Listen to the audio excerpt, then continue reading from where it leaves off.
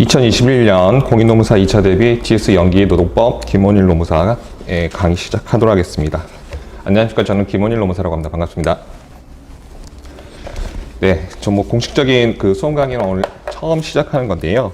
아무래도 지금 코로나 여파 때문에 지금 학원들이 다 실강을 하지 못하고 동영상으로 지금 온라인으로 다 개강을 했는데 여러분들이 지금 공부하시는데 코로나 때문에 좀 많이 지장을 많이 받고 있는 것 같습니다만은 지금 독서실도 좀 쉬고 학원도 좀 실강을 하지 않고 하다 보니까 이제 공부 계획을 가지고 신림동에 들어오신 분들 좀 많이 힘드실 것 같아요. 하지만 이제 나만 그런 건 아니고 다들 그런 거니까 다들 그냥 좀 힘드시더라도 인내하시고 그렇게 공부를 좀 해주셨으면 좋겠습니다.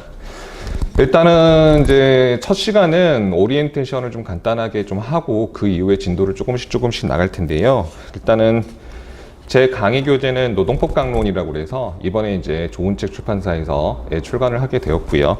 저랑 이제 이나연 노무사라고 법무부인 화우에 최선임 노무사로 있는 친구가 있는데 그 친구랑 같이 좀 편절을 해서 출간을 하게 되었습니다. 일단은 여러 선생님들 뿐만 아니라 전체 학원 전체 전반적으로 오리엔테이션이라든지 설명이라든지 인문 특강이라든지 이런 것들 많이 진행을 했기 때문에 사실 제가 또 한 번 말씀드리는 거는 여러분의 시간을 너무 많이 뺏는 건 아닌가 이런 걱정도 있는데 일단 제 나름대로 일단 공부를 어떻게 좀 해야 될지 이런 것들을 좀 간단하게 좀 말씀을 좀 드리고 그 다음에 이제 진도를 좀 나가도록 하겠습니다. 일단은 여러분들이 공부를 할 때 제일 먼저 좀 고민스럽게 좀 해주셔야 될 거는 체계를 잘 잡아주면서 공부를 좀 하셨으면 좋겠어요. 여러분들이 이제 실제 공부를 이제 시작을 막 하시다 보시면은 교재를 그냥 무턱대고 보기 시작하세요. 처음부터 끝까지. 그래서 이 텍스트 중심으로 열심히 보다 보니까 나중에는 그게 기억도 잘 안 남고 이게 뭘 물어보는지 쟁점 파악이 잘 안 됩니다. 그래서 이 체계를 좀 잘 잡고 공부하라고 말씀드린 거는 쟁점을 잘 파악을 해 주시라는 말씀이에요. 그럼 이 쟁점은 어떻게 도출하느냐? 첫 번째는 이제 조문을 잘 보셔야 됩니다. 여러분이 이제 2차 공부하시는 분들은 이제 조문이 그렇게 많이 중요치 않다라고 많이 생각들 하세요. 사실 이 조문은 1차 시험에서 많이 나오긴 합니다.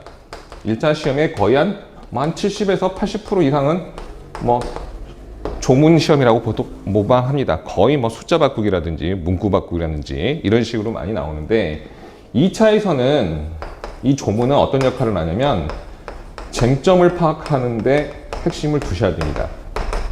그리고 개념을 파악을 하셔야 돼요.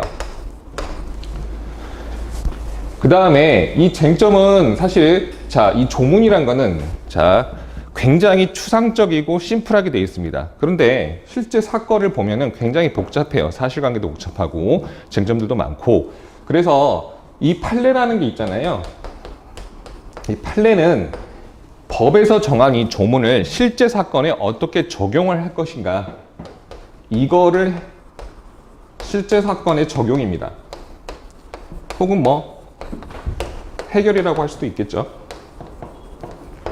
그래서 결국은 조문을 통해서 이 판례가 이제 사건에 대입을 하는 거죠. 그래서 이 조문 자체에서 도출되는 쟁점도 있고요. 조문에 없는 것들을 어떻게 이거를 적용을 해줄 것인가, 파악할 것인가 이런 것들이 나눠져 있습니다. 그래서 이 쟁점은 조문에 있는 쟁점이 있고 조문에 없는 쟁점이 있어요.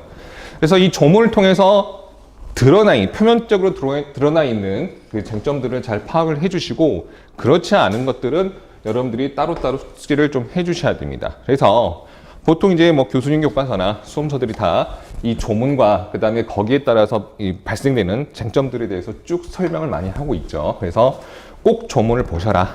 그리고 이 조문을 보시면서 함께 공부를 좀 해주셔야 될 게 취지입니다.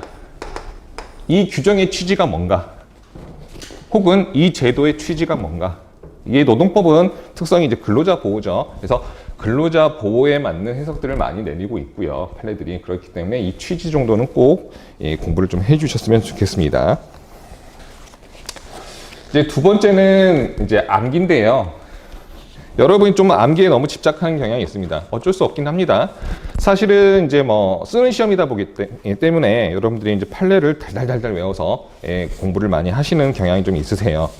그래서 이제 질문들이 이겁니다. 판례를 통으로 외워야 되느냐? 이런 문제들이 좀 많으신데 통으로 외울 필요까지는 없어요.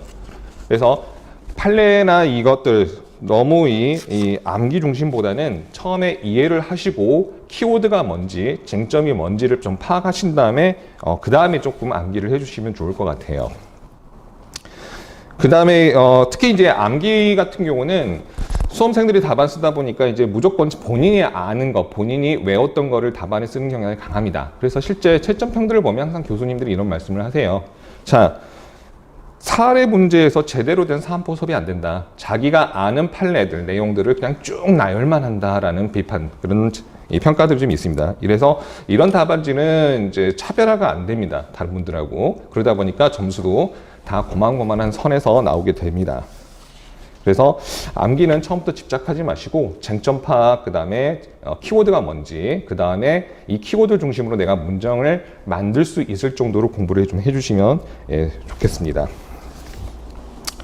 그 다음에 이제 그 질문들이 좀 많았던 게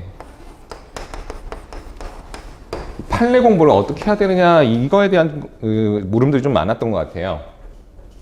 그래서 이 판례를 암기는 하시는데 못 쓰겠다. 즉 현출이 안 된다는 거죠, 답안에. 이런 어떤 그 문제점들을 호소하시는 분들 좀 많으세요. 자, 이게 무슨 말이냐면은 결국은 이 암기만 했을 뿐 이해가 제대로 안 됐다는 이야기입니다. 결론적으로. 왜냐하면 못 쓰겠다, 현출이 안 된다는 거는 제대로 된 쟁점 파악이 안 됐다는 이야기예요. 이 쟁점을 이해했을 때 여러분들이 이제 생각하는 이 뭐 판례의 현출이 조금 더 수월하긴 합니다. 하지만 단순히 막 암기만 했을 때는 좀 어려운 감은 있어요. 특히 이 판례에 어디부터 어디까지 답안에 써야 될지 이런 것들이 정확히 파악이 안 됩니다. 그 다음에 이제 질문 중에 또 하나가 여러분들이 이제 그 설명회 때 나왔던 질문들이긴 한데요. 판례를 통으로 봐야 되느냐, 아니면 분설해서 봐야 되느냐, 이거에 대한 어떤 고민들이 좀 있으셨어요. 자, 판례는 일단은 뭐 둘 다 상관은 없습니다만은 처음에 공부할 때는 분설해서 보는 게 좋습니다. 이 분설해서 보라는 거는 결국 무슨 이야기냐면 쟁점별로 보라는 이야기입니다. 쟁점별로 이 각각 판례의 이 부분에 대해서 어떻게 이야기를 하고 있는지, 특히 이 판례 보면은 제도의 취지를 잘 설명하고 있는 판례들이 많습니다. 그래서 취지는 뭐고, 그 다음에 이거를 판단하기 위한 요소들은 뭐고, 마지막에 이제 판례들이 이제 제일 중요한 것들, 뭐뭐 등을 종합하여 고려하여 해서 여러 가지 어떤 지표들을 좀 구체적으로 설명하고 있죠. 그래서 이런 것들을 각 쟁점별로 분석해서 공부를 하시고 나중에는 이제 여유가 되시면 통으로 좀 보시는 것도 좋습니다. 이 통으로 보라는 거는 우리가 단순히 뭐뭐에 대해서 써라, 뭐뭐에 대해서 논하라 이런 문제는 이제 나오지 않는 걸로 다 알고 계시죠. 거의 다 케이스입니다. 결국은 이 통으로 나온다는 거는 이 사실관계를 반영해서 결국은 케이스로 출제가 되기 때문에 그렇습니다. 결국 통으로 봤을 때 이 사건에서 이런 사실관계들이 있고 이런 사실관계에 따라서 판단을 각각 하는 이런 논리적인 흐름들을 여러분들이 파악을 해 주셔야 돼요.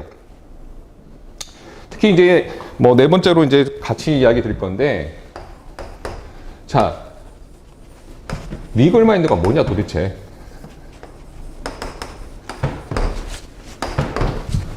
리걸 마인드 이렇게 말을 하는데 도대체 이거 무슨 소리인지 모르겠다. 그나마 이제 법학 전공이신 분들은 이제 리걸 마인드에 대해서 전설적으로만 듣고 있죠. 이 리걸 마인드라는 거는 뭐 정확히 이것은 이렇게 것이다라고 뭐 실체적인 내용이 있는 건 아니에요. 이 리걸 마인드는 쉽게 말하면 사안 해결 능력입니다.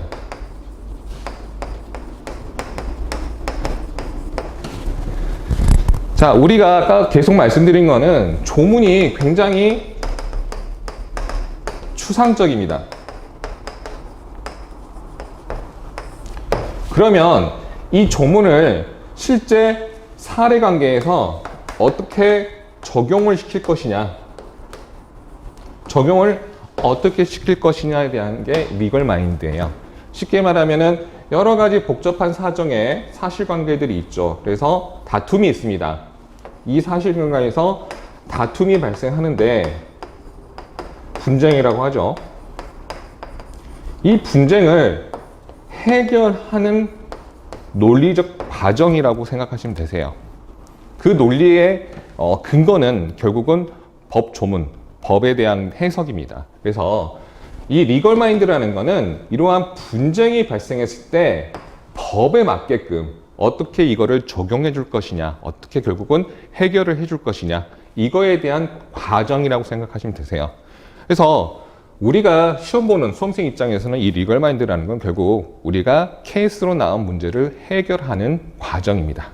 그래서 이 리걸 마인드가 도대체 뭐길래 이걸 어떻게 공부해야 되는데 이렇게 너무 고민을 너무 하실 필요는 없으세요. 여러분들이 각각 쟁점을 잘 파악하시고 그 다음에 어떻게 이것들을 판례들이 해결해 가는지 결국은 어떤 논의를 해줘야 된 그런 논리적 흐름의 과정, 이게 추론, 논증의 과정이다라고 생각해 주시면 될 것 같아요. 그 다음에 이제 네 번째로 좀 말씀드리고 싶은 거는 다섯 번째죠. 예, 다섯 번째로 말씀드리고 싶은 거는 교재입니다. 교재를 어떻게 정리할 것인가, 이거가 이제 쟁점인데, 쟁점이라고 하기보다는 이제 여러분의 그런 항상 가지고 있는 고질적인 고민이죠. 자, 이 교재 정리는 자기만의 정리가 필요합니다. 그래서 뭐 이거를 한 권으로 얇게 따로 별도로 이렇게 뭐 직접 만드셔서 단권화 하시거나 아니면 뭐 요약서에다가 여러분들이 이것저것 합쳐서 단권화 하시는 방법들도 좀 있으신데, 자, 첫 번째 이제 여러분들이 교재를 볼 때 이제 줄치고 중요한 것들을 표시를 많이 하시는데 처음에는 이거를 연필이나 샤프로 좀 진행을 좀 해주세요. 처음부터 볼펜이나 혹은 뭐 형광펜, 색깔펜으로 하시다 보시면, 자, 이것저것 막 하다 보면 나중에 책을 보면 다 중요합니다. 뭐가 중요하고 뭐가 중요하지 않고, 특히 이번 시험에서는 어떤 게 좀 더 포인트를 줘야 되는지 이런 것들이 구분이 안 돼요. 나중에 이제 처음 공부하신 분들이 이제 연필로라도 줄을 쳐보시면 뭐 책에 한 3분의 1, 3분의 2, 뭐 굉장히 많이 줄이 그어져 있을 겁니다.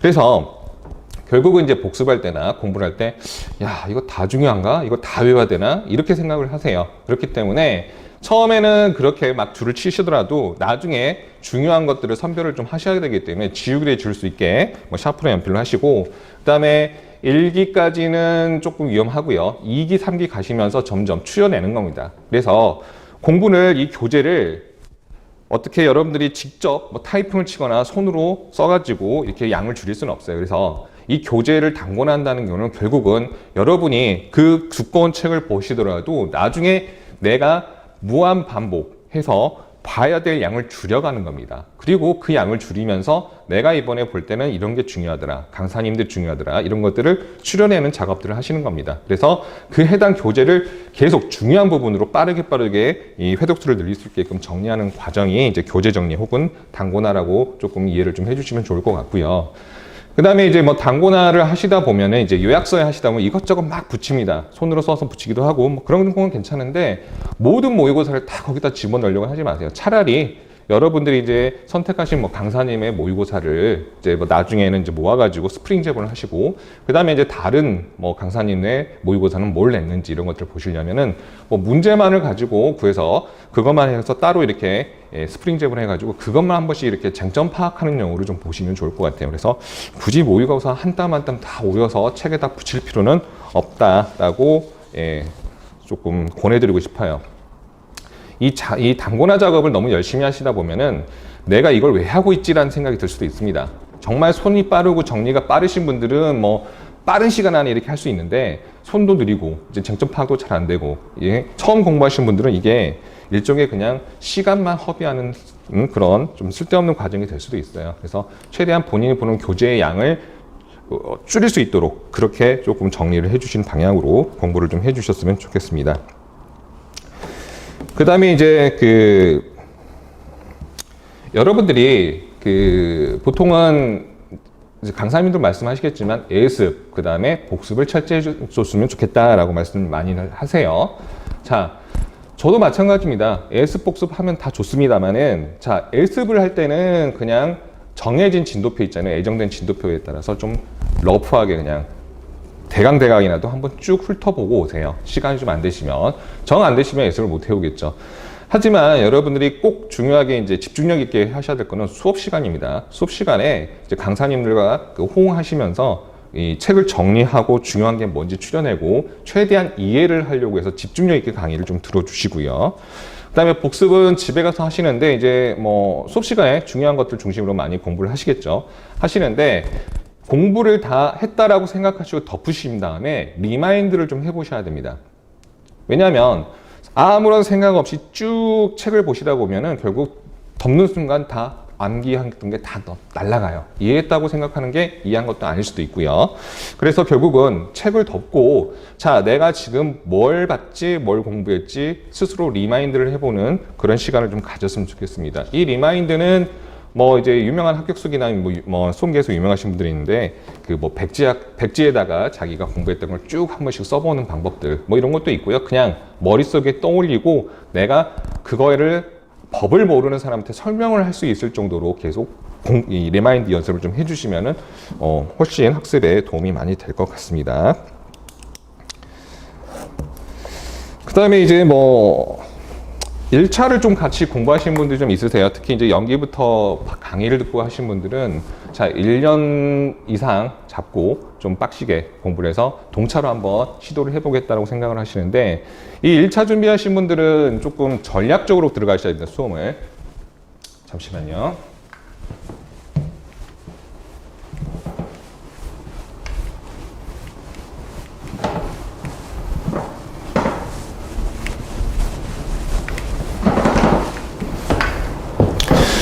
보통 이제 1차 준비하신 분들은 이제 어떻게 이걸 준비해야 될까 고민이 좀 많으세요. 물론 이제 대부분 다 어느 정도 숙지를 하고 오셨을 건데, 자, 1차는 이제 과목이 노 1, 노 2, 그 다음에 사보가 있죠. 사보법, 그 다음에 민법, 그 다음에 이제 선택이 있는데, 이 선택은 이제 뭐 경제학하고 경영학이 있죠. 이게 이제 각 25문제씩 해가지고 총 5과목 125문제가 한꺼번에 나옵니다. 시험지에. 그래서 125분 동안 시험을 보고 끝납니다. 뭐 과목별로 나눠서 쉬는 시간 있는 게 아니에요. 그냥 쭉 가죠. 그래서 일단 평균이 60점이 넘으셔야 되고 한 과목이라도 40점 밑으로 떨어지면 불합격입니다. 평균이 60점이 넘었더라도. 이건 이제 꽈락이라고 하죠. 그래서 절대평가인데 60점만 넘으면 돼요. 다만 꽈락인 40점은 없어야 됩니다. 그러면 여러분들이 지금 연기부터 시작하시면은 이제 뭐 주말반이든 평일반이든 쭉 11월 말까지 혹은 뭐 12월 초까지 강의를 들으실 건데 그 과정에서 같이 1차용으로 좀 준비해 주셔야 될 거는 민법입니다. 민법. 그 다음에 노동법은 지금 2차를 들으시잖아요. 들으시면서 같이 조금 추가적으로 보시면 좋을 것 같아요. 특히 조문이 많이 나옵니다. 그리고 판례는 결론만 물어보는 경우가 많아요. 결과적으로. 그렇기 때문에 조문 중심으로 같이 2차 공부를 하시면서 전체적으로 좀 하시고 그러면 조문 중에서 뭐가 중요한지 잘 모르죠. 물론 이제 강의를 통해서 교재를 통해서 정리하시는 분도 있겠지만은 그렇지 않고 혼자 공부하시는 분들은 기출 문제를 뽑으세요. 이 기출 문제는 큐넷이라는 데가 있어요. 여러분 이제 모든 나 앞으로 이제 시험 접수라든지 합격자 발표라든지 큐넷이라는 데서 이루어지는데 이 큐넷의 자료실에 가시면은 그간 뭐 기출 문제가 또 있습니다. 아니면 프라임업학원 그 자료실 가시면은 거기에도 기출 문제들이 다 업데이트가 돼 있어요. 그래서 이 기출 문제를 객관식이니까 기출 문제를 다운 받으셔가지고 쓱쓱쓱 보시면서 중요도만 표시를 하는 겁니다. 특히 기출 문제 보실 때는 답만 체크해서 외우겠다. 이건 조금 위험할 수 있어요. 왜냐하면 조문이 바뀌는 경우들이 많습니다. 그래서 이런 것들을 물어보거나 해서 해당 조문에다가 그냥 본인이 정리하는 조문에다가 체크를 하셔야지 그냥 기출문제에 답 따놓고 외우는 거는 좋지 않습니다. 절대. 하지만 기출 분석을 해보시면은 어디서 많이 나오더라 이런 것들이 나오기 때문에 자 1차 노동법 1, 2는 기출문제 중심으로 조문 중심으로 좀 같이 공부를 해주시면 좋을 것 같고 그 다음에 이게 이제 문제죠. 민법에 이제 사실은 민법 총칙, 물권법, 그리고 뭐 채권법, 그리고 가족법 이렇게 나눠져 있는데 우리 이제 시험 범위는 자 민총하고요, 민법 총칙하고 채권 총칙하고 총론하고 그 다음에 채권 강론하고 요 세 파트에서 나옵니다. 자 민법 총칙은 이 민법의 전반적으로 적용되는 모든 그런 원리에 대해서 설명하고 있는 게 이제 민법 총론이고요. 채권 총론, 채권의 전체적인 적용되는 그런 원론적인 이야기이고, 채각은 자 우리가 이제 그 계약이 여러 가지가 되게 많습니다. 그래서 이 계약 각각의 이 전형 계약이라고 하는데 각각의 계약들에 대해서 설명하고 있는 게 이 채권 강론입니다. 그러면 여러분들이 이제 처음에 비전공자들은 민법 보시면 이제 돌아버립니다. 멘붕이 와요. 뭐 이런 게 있지? 이러면서. 그래서 이것도 이제 전략적으로 이거를 내가 100점 맞겠다 이렇게 접근해서는 안 되시고 비전공자들은 40점에서 60점 사이 내가 맞겠다라는 각오로 40점이면 이제 10개 정도 되죠. 10개에서 뭐 5개 정도 15개나 되나요? 15개 정도 되죠. 그래서 요 정도 맞겠다라는 각오로 공부를 하시는데 이 민총이 꽤 많이 나옵니다. 시험 문제가. 그래서 이 민총은 꼼꼼하게 공부를 좀 해주세요. 이거를 제일 많이 공부를 하시고 그 다음에 채권 총론은 그 다음으로 조금 공부를 하시고요. 특히 이제 최근에 우리 이제 수험계 쪽의 수험서들을 보면은 이제 민법에 관한 내용들을 가지고 쟁점을 노동법 책에 그 쟁점에서 많이 다루고 있어요. 그래서 그런 부분 정도 이해할 수 있을 정도로 공부를 좀 해주시면 되는데 그래서 민총에 조금 투자를 많이 하셔서 공부를 하시면 되고요. 그래서 가을에, 겨울에는 노동법하고 민법을 좀 같이 준비를 좀 해주시고요. 그 다음에 이 사법법은 말이 법이지 법리가 없어요. 자, 뭐 실업급여 며칠부터 며칠까지 주고 뭐 대상이 어떻게 되고 이런 숫자 노름입니다. 그냥 기술적인 법이에요. 그렇기 때문에 이 사회보험법은 또 개정도 자주 됩니다. 그래서 미리 책 사면 낭패 보는 경우가 굉장히 많습니다. 개정된지 모르고 난 그것만 공부했다가 시험 가서 틀린 경우도 많아요. 그래서 이거는 시험 한 달 전에 뭐 강의를 통해서 교재 사가지고 빠르게 정리해서 한 2, 3회도 중요한 거 중심으로 보시면 돼요. 그래서 노동법 1, 2에서 점수를 좀 많이 올리겠다. 그 다음에 사법법은 뭐 60점 이상 받겠다. 민법은 40점, 50점 뭐 이렇게 비전공자는 갈 수밖에 없겠죠. 그 다음에 이제 선택은 경제학하고 경영학인데 이제 경제학은 조금 어렵습니다. 그래서 경제학이 원래 전공이신 분들이라든지 접해보신 분들은 경제학 가시면 되겠지만은 이 경영학이 일반 비전공자들이 접근하기는 좀 쉽습니다. 다른 시험에 비해서 이 경영학 난이도가 굉장히 낮아요. 상식선에서 풀리는 문제도 있습니다. 저 같은 경우는 이제 처음에 이렇게 선택이 있을 때 서점에 가서 고민을 했어요. 책을 펼쳐보고 봤는데 경제학은 외계어가 있습니다. 법대생 입장에서는 전혀 모르겠어요. 근데 경영학은 뭐 이래저래 어디 풍월로 들었던 것들도 좀 있고 해서 찍어보니까 이거는 뭐 10문제 중에서 서너 문제는 맞추더라고요. 그래서 공부 조금만 더 하면 되겠구나 싶어서 경영을 선택을 했던 거고요. 그리고 이제 이 경영학이나 경제학은 표준 편차가 적용됩니다. 선택 둘 중에. 그래서 이 꽈락 40점이 있잖아요. 이거는 원점수가 선택에서는 원점수나 변환점수 둘 중에 하나만 40점을 넘어가면 됩니다. 즉 원점수나 변환점수가 40점 둘 다 안 되면 그때는 이제 꽈락이 되는 겁니다. 그래서 이 선택 이거 할 때는 꼭 그 원점수는 꼭 40점을 넘자. 원점수보다 높아질 수도 있고 낮아질 수도 있어요. 이 경영학 이 부분이나 경제학.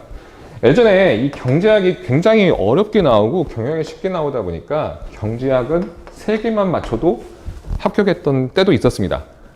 근데 뭐 이거를 풀어가지고 3개를 못 맞힌 경우도 있었어요. 차라리 일렬로 그냥 한 번으로 쭉 했으면 붙었을 겁니다. 어차피 뭐 한 25% 확률이니까요. 그죠? 그래서 그런 문제들도 있고 해가지고 뭐 전공이 경제학이 아니시면은 뭐 경영학을 하시는 게 조금 더 낫지 않을까 싶어요. 그 다음에 뭐 이제 나중에 2차 선택 과목 하실 때 뭐 노동경제학을 하시겠다고 하시는 분들은 연관해서도 경제학을 하시면 되시는데, 자, 그렇지 않은 분들은 이제 경영을 하시면은 뭐 인사노무라든가 뭐 경영조직이나 이런 내용이 조금씩 들어가 있습니다. 그래서 어떤 그거를 이해하는 데 이제 바탕으로 조금 삼아 주시면 될 것 같고요. 특히 이제 경영학에서도 계산 문제가 있긴 있습니다만은 그걸 내가 다 풀겠다라고 해서 시간 투자를 하지는 마세요. 뭐 한 개 공식 정도 외워서 나오면 푸는 정도, 그 정도만 해서 접근을 좀 해주시면 될 것 같습니다. 그래서 1차를 정리하시려면 물론 일단 영어 시험을 받아야겠죠. 영어 시험을 받으시고 가을에는 노동법과 민법을 먼저 시작을 하세요. 그 다음에 이제 시험이 다가오시면 사법법을 하시면 되시고, 그 다음에 이 선택은 틈틈이 조금 뭐 그렇다고 오래 할 필요는 없어요. 올해는 말고 내년 뭐 봄쯤에나 조금 늦는다 싶으면은 이제 일요일 달부터 좀 시작을 좀 하시면 충분히 1차는 붙을 수가 있습니다.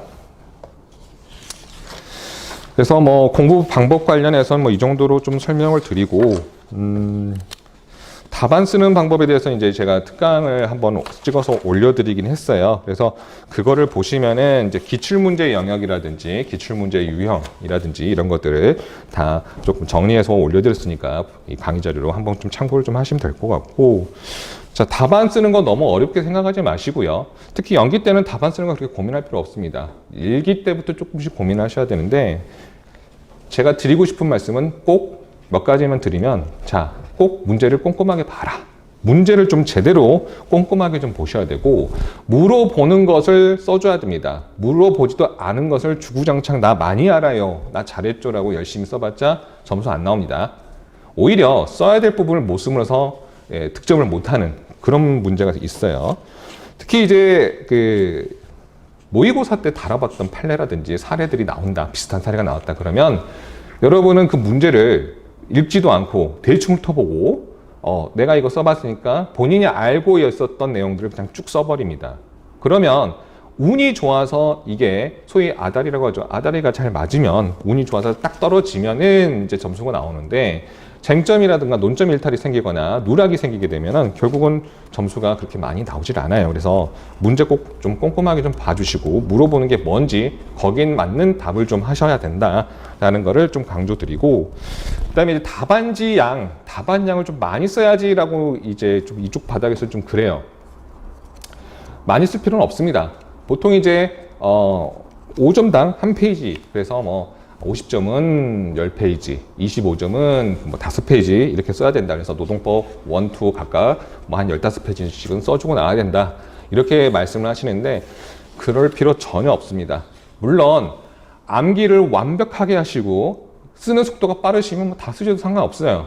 뭐 쓸 거 다 쓰고 양을 많이 쓰는 건 상관이 없는데, 자, 제한된 시간에서 열심히 그걸 다 써내기는 쉽지는 않습니다, 현실적으로. 그래서 자, 물어보는 것만 중심으로 잘 써주고 사례 해결을 잘 써주시고, 결국은 판례도 판례 원문 그대로 외울 수 있으면 굉장히 좋습니다.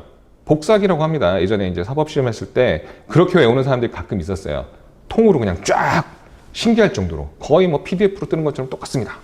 근데 그렇게 쓸 수 있는 사람은 거의 없어요. 많이 없습니다. 간혹 있을 수는 있어요. 그렇기 때문에 키워드 중심으로 내가 판례 입장은 이렇더라라고 써줄 정도로 공부를 하시고 그 양만 좀 채워주시면 돼요. 그래서 저 같은 경우도 그렇고 뭐 다른 분들도 그 양 많이 써서 붙으신 분도 있으시면 그렇게 많이 안 쓰고도 붙으신 분들이 많습니다. 저 같은 경우는 좀 적게 써서 붙은 스타일이고, 그래서 필요한 것들만 좀 깔끔하게 쓰자, 이런 주의입니다.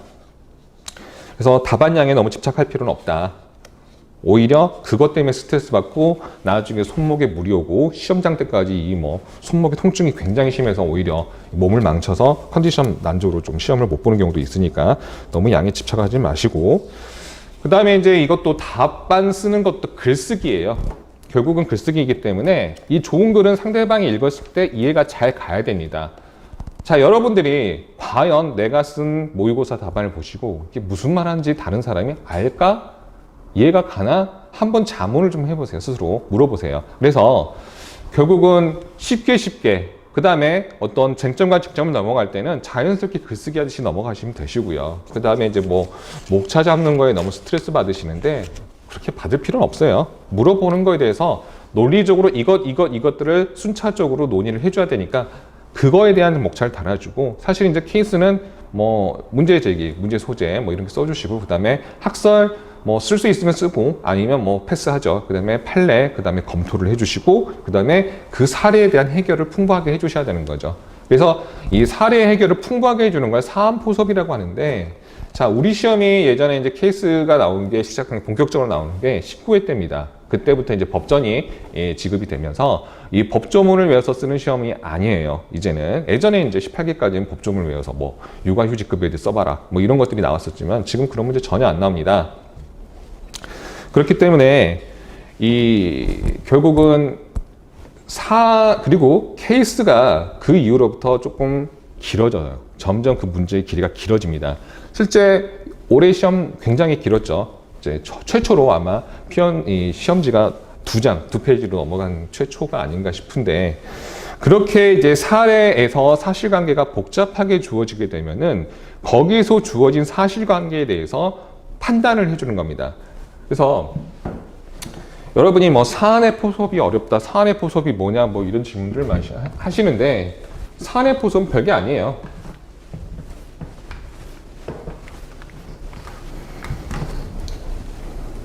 이 사안의 포섭이라는 거는, 자, 문제에 있는 사실관계 있죠.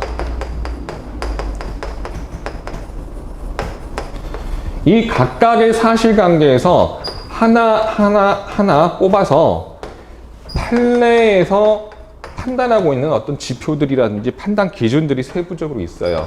그러면 이 각각의 어떤 기준에 맞춰서 매칭을 시켜준다라고 생각하시면 되세요. 그래서 이 사실관계를 판례에서 판단하는 그런 지표들 혹은 판단 기준들에 대해 매칭을 시켰더니 이게 인정되더라. 그러면 판례에 따르면 결국 이 사례는 판례의 결론에 따라 뭐 인정이 된다, 인정이 되지 않는다, 뭐 이런 식으로 매칭시켜주는 작업을 생각하시면 되세요. 복잡하게 생각할 필요 없어요. 그래서 결국은 이 사안의 포섭을 풍부하게 해줘야 된다라고 이야기하는 것들은 뭐냐면, 사실관계들이 굉장히 문제가 지문이 길잖아요. 그러면 거기에 있는 것들을 한 땀 한 땀 뽑아서 매칭을 하나하나 써주는 것들, 이러한 요소들은 이렇게 판단되고 요것들은 판례의 입장에서 이렇게 판단되고, 이렇게 써주는 것들이 이제 사안의 포섭을 풍부하게 해준다라고 하는 겁니다. 그래서 그것들을 너무 거창하거나 뭐 어렵게 생각하실 필요가 전혀 없으세요. 그래서 이 정도 조금 설명을 좀 드리고, 마지막으로 이제 최근에 이제 보면은 몇 년 사이에 이제 판례 법리에서 써라 이런 것들이 좀 나올 때가 있어요. 물론 이제 케이스를 주거나 준사례를 주고, 자, 판례 법리에 따라 판단해라 이런 문제도 있겠지만은, 자, 대놓고 판례 법리를 써라 이렇게 이야기하는 것들이 뭐냐면, 그 판례의 고득점을 얻기 위해서는 그 문제에 대해서 이 판례의 흐름이 있습니다. 기존의 종전의 판례와 최근에 나왔던 판례가 입장이 바뀔 수도 있고요. 혹은 판례에서 기존에 좀 넓게 좀 사업주한테 유리하게 인정했던 부분들이 있다고 하면 그거를 나중에 좁게 제한적으로 해석을 한다든지, 혹은 판례 법리에 추가적인 요건들이 이렇게 기재가 된다든지, 이렇게 판례 입장이 미묘한 변화가 있는 경우, 혹은 대폭적으로 바뀐 경우, 전원합의체 판결을 통해서 판례 입장이 확 수정된 경우, 이런 것들이 나오게 되면은 예전 판례는 이랬고 지금 판례는 이렇고, 그래서 지금 판례가 예전 판례에 비해서 어떻다라는 것까지 써주는 것들, 비교해서 차별점을 해주는 것들이 가장 고득점을 얻을 수 있는 방법이라고 좀 할 수 있을 것 같습니다. 그래서 공부 방법 등에 대해서 간단하게, 이렇게 간단하지 않죠. 벌써 한 40분, 30분 이상 떠들었는데, 그렇게 좀 참고를 좀 해주시고, 그다음에 이제 제 강의는 어떻게 진행을 할 거냐면, 첫 번째로는 여러분들의 어떤 체계를 조금 잡아주기 위해서 이 전체적인 해당 쟁점별로 전체적인 것들에 대해서 좀 설명 좀 드리고, 그 다음에 조문을 보고, 그 다음에 책에 있는 내용들을 설명을 좀 드리는 방식으로 이렇게 진행을 할 거고요.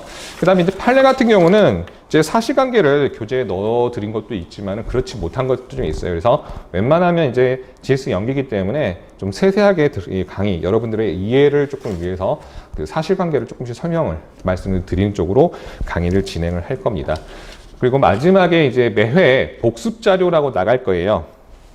그래서 이 회별로 이제 그 복습 자료가 나갈 건데, 그 복습 자료에는 이제 해당 쟁점별로 해당 조문과 그 다음에 이제 어떤 개념들, 그 다음에 뭐 취지라든지, 그 다음에 여러분들이 외워야 될 판례 중에서도 이제 암기라고 표시를 해준 것들이 있어요. 그래서 그런 부분들은 암기 파트라고 이제 그 파트별로 조금 쪼개놓은 건데, 최소한 연기 때는 이 정도까지는 한번 외워보자라고 드리는 겁니다. 그래서 그 자료의 그 용도는 여러분들이 본 교재를 대체하는 자료가 절대 아닙니다. 여러분들이 리마인드 공부를 할 때, 복습을 할 때, 공부를 하신 다음에 복습을 할 때 리마인드용으로 쓰시거나, 아니면 뭐 짜투리 시간을 좀 활용할 때, 뭐 화장실을 간다든지, 뭐 밥을 먹으러 간다든지, 혹은 뭐 대중교통으로 이동 중에 뭐 이렇게 이런 짜투리 시간에 짬짬이 좀 보시라고 드리는 거고요.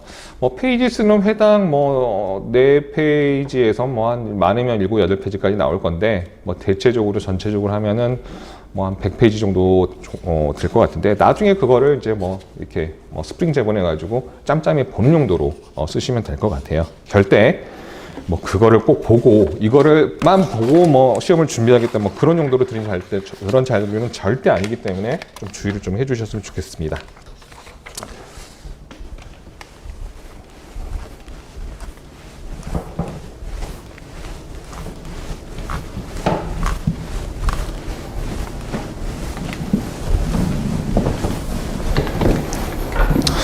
자, 그러면 진도를 이제 한번 나가려고 하는데요. 뭐 강의 기획서는 이제 뭐 같이 올려드렸을 거고, 일단은 GS 연기의 목표는 이해입니다. 여러분이 어느 정도 이해를 해주셔야 돼요. 이 이해는 뭘 하셔야 되냐면 쟁점에 대한 이해입니다. 그 다음에 판례의 기본 입장이 어떤 것들인지 결론적인 거. 그 다음에 두 번째, 조금 이제 이해가 조금 잘 되신 분들은 이 판례가 판단한 근거가 뭔지에 대한 좀 이해, 이런 것들이 좀 필요합니다. 그래서 최대한 이해를 많이 하셔야 돼요. 왜냐하면 암기만 하시면 이 암기는 휘발성이 굉장히 강합니다. 내가 어제 암기했던 것도 오늘 되면 다 까먹어요. 그래서 이해를 하게 되고 키워드 중심을 알게 되면은 내가 스스로 문장을 쓸 수가 있습니다. 그래서 그거를 위해서 여러분들의 그 이해를 좀 높이자, 그런 취지에서 이제 강의가 들어갈 거고요. 뭐 진도표를 드리긴 했습니다만은 뭐 진도가 뭐 최대한 맞춰서 할 건데요. 오늘은 제가 조금 진도를 좀 느슨하게 잡았어요. 그래서 조금 자세하게 강의를 좀 하도록 하겠습니다. 자, 교재 보겠습니다. 자, 이 교재 방식은 이제 뭐 많은 수험서들이 마찬가지겠지만은 그 쟁점별로 지금 돼 있어요. 쟁점별로 파악이 돼 있고, 그래서 이제 그 출제될 수 있는 쟁점을 쉽게 말하면 조금 토막을 내놔서 이렇게 서술을 하고 있습니다. 그리고 이제 교재 양이 제 거는 그렇게 많지는 않아요. 보통 지금 수험서들이 700페이지, 800페이지, 많은 건 1000페이지가 넘어가는 수험서들이 좀 있는데, 저는 기본적으로 양을 많이 늘리는 걸 좋아하지는 않습니다. 지금 이제 혹시나 모를 불이타 때문에 이제 강사님들이 이것도 해주시고 저것도 해주시고 하다 보니까 굉장히 지엽적인 부분들도 굉장히 많다고 보이고, 그래서 최대한 필요한 것들, 그리고 이 정도까지는 알아줬으면 좋겠다. 뭐 제 교재에도 뭐 지엽적인 판례는 좀 있지만은 그래도 최대한 여러분들이 양을 늘리지 않게끔 좀 할 수 있게끔, 뭐 있을 건 다 있다고 생각하는데 간혹 몇 가지가 또 빠질 수는 있어요. 이런 것들은 강의하면서 제가 추가적으로 좀 프린트나 이런 걸 제공을 해드리겠습니다. 그리고 일단 교재가 이제 오탈자 검수를 서로 좀 크로스해서 저작끼리 했었는데, 네, 이나이 노무사가 좀 많이 바빠서 그런지 오탈자가 제게 조금 몇 개 있더라고요. 보다 보니까. 그래서 이 강의가 끝나면 오탈자를 한꺼번에 다시 정리를 해서 한 번 더 올려드리도록 하겠습니다. 자, 챕터 1의 노동법의 법원을 보도록 하겠습니다.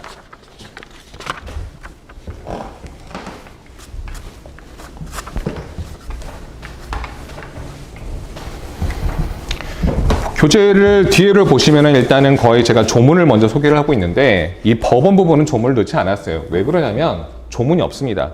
어떤 조문이 없냐면 법원, 우리가 뭐 지방법원, 대법원이 하는 그 법원은 아닙니다. 이 법원에 대한 규정, 정의 규정이 없습니다. 그럼 이 법원이 뭔지에 대해서는 학설이라든지 혹은 판례에 따라서 판단할 수밖에 없어요. 이 법은, 법원이란 거는 이 법법자의 근원 원자입니다. 뭐 표현된 그대로 보면 법의 근원이 뭐냐, 즉 법의 소스가 뭐냐 이겁니다. 결국은 이 법원이란 건 어떤 거냐면 어떤 사건이 발생했잖아요. 그럼 이 사건에 대한 판단을, 분쟁이 생기면 우리가 뭐 노동청이라든지 뭐 지방노동위원, 노동위원회라든지 이렇게 행정기관을 통해서 하는 분쟁 해결도 있겠지만은 기본적으로는 자, 법관이 재판을 하죠. 법관이 사건에 대해서 판단을 해서 이 청구를 뭐 인정을 해줄 것인지 아니면 부정할 것인지에 대해서 결론을 내줘야 되죠. 그러면 이 사건에 대해서 법관이 판단하는 근거가 있을 거 아니에요. 뭘 가지고 판단해 줄 것이냐. 이게 법원입니다. 그래서 이 법원이란 건 이제 간단하게 말씀드리면은 자, 어떤 사건, 사실을 해결하기 위해서 이 법관이 판단 징표, 판단 근거로 삼는 뭐 그 규범의 존재 형식이라고 이렇게 합니다. 그래서 이 법원의 종류는 뭐 대표적인 게 법이죠, 법. 법령. 혹은 뭐 법률이라고 하기도 하고요. 이런 것들이 있어요. 이건 법이니까 당연히 판단 기준이 되겠죠. 그러면 이거는 국가기관, 뭐 국회에서 제정해서 그다음에 뭐 대통령이 공포하고 이런 절차들을 거치죠. 그래서 이렇게 국가기관이 정하지 않은 것들은 그러면 어떻게 적용할 수 있을까? 이게 문제되는 거죠. 제일 이제 문제되는 거는 이제 뭐 단체 협약이라든지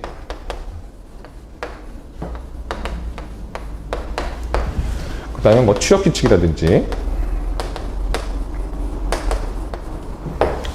혹은 뭐 이 노조의 규약이라든지, 이 노조 규약이란 건 뭐냐면 이 노조를 운영하는 데 필요한 것들을 자체적으로 정하는 것들을 이제 규약이라고 합니다.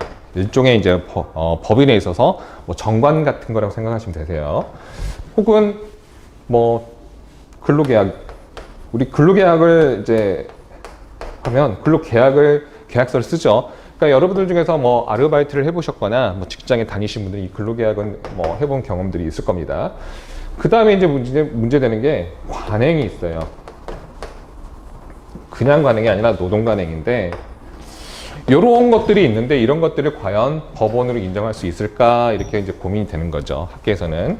일반적으로는 다 인정이 됩니다. 단협, 취업규칙, 근로계약 이것들은 다 됩니다. 그러면 노동 관행은 될 수도 있고 안 될 수도 있습니다. 그래서 규범적으로 이 법원으로 인정된 노동 관행에 대해서 판례는 별도로 요건을 설치를 하고 있어요. 그래서 요 파트가 이제 노동 관행에서 하나 이제 쟁점이죠. 법원에서는. 그 다음에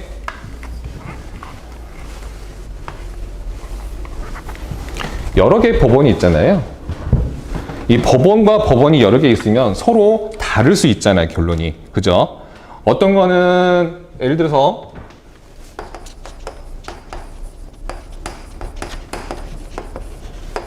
취업규칙에 신입사원 연봉을 3,000으로 규정을 했습니다. 그런데 실제로 근로계약에는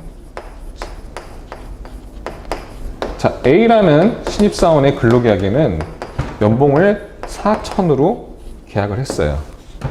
취업규칙은 3,000이고 근로계약서는 4,000이죠. 서로 안 맞죠. 이거를 경합이라고 합니다. 이 경합이란 표현은 이제 뭐 단순히 단어, 이 국어 사전적인 의미로는 같이 엎치락뒤치락 경쟁을 한다, 뭐 이런 의미로도 쓰이는데 이 법원에서 경합은 충돌입니다.